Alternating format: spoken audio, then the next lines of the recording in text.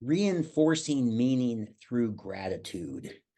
I think back on my life, and I remember in my mid 20s, I'd led kind of a average, what I would think would be average life, grade school, junior high, high school, college, got married, didn't have any kids, but got married at 21.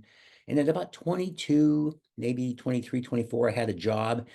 And it kind of hit me. I was kind of done with all the things that were required, get an education and then probably get married. And I hadn't had kids, as I mentioned, but maybe it was time to really look and think, well, what was the meaning? I really had a tough time with this. And I remember being about 24. So the first thing I thought of is, I know what I'll do. I'll figure out how to become a millionaire because a millionaire is going to give me meaning. And so I thought I'm going to give myself 26 years to get to be a millionaire status. That'll get me at the age of 50, and that would work pretty well. So I started out in fixing up houses and buying real estate and building extra units in the buildings and so forth, and then remodeling them and then refinancing them and so forth. And one thing led to another. And from 24 to 36 years later, I was a millionaire, actually worth a couple $1 million, had 13 properties, 115 rental units. And I decided just to kind of go crazy. And I learned how to fly. I bought an airplane. I bought a fancy car. I bought a fancy house. And I was still married all during this time, no kids, but still kind of searching for that meaning. And I thought, well, this will make me happy. But I remember so clearly driving in this Jaguar XJ12 I had. I was driving down the street. I was about 29, 20, 28, 29 years old. And I looked at this car and I thought, all this Corinthian leather and this burled walnut and all these and wonderful things that went into this car couldn't make me happy. It couldn't put its arms around me and tell me it loved me and tell me that I was a good person. So I didn't find the meaning there. And that was something that was very profound. And as I really started searching, I kept thinking, well, maybe money's not the answer. And yes, money can help. Somebody once said it's better to be miserable with money than without. I get it. But the thing is, it wasn't the answer. And that taught me that at the age of 30. And as I went on throughout my life, I realized that I was going to need a coping mechanism because life is this huge roller coaster ride of up and down and up and down and twists and turns and upside down and all those types of things. And how you navigate that can make such a big difference in how you have success or failure in terms of your attitude. And to me, and as I say in my talks now, you and only you choose your attitude. You can choose an attitude of gratitude, and it'll make you healthier, happier, and lighter.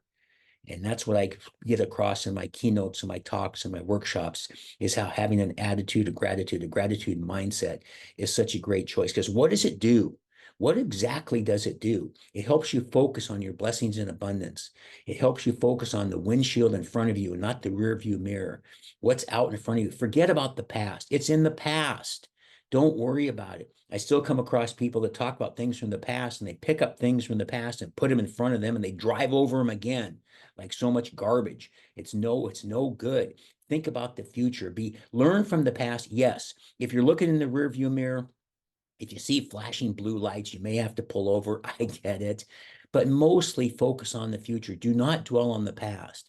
People that dwell on the past are so often not happy with the present.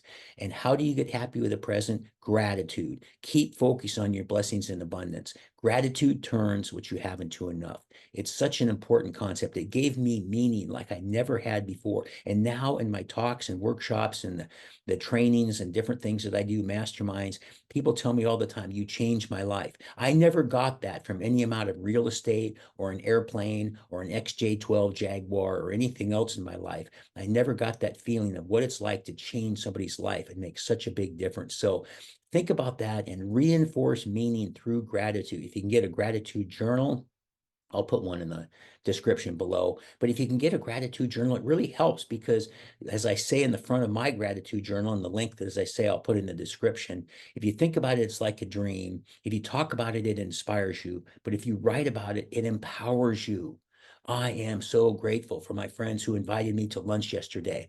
Many people don't have friends. You get people to get to be my age, seniors, and some of them, one of the biggest epidemics of all is loneliness. Oh my goodness.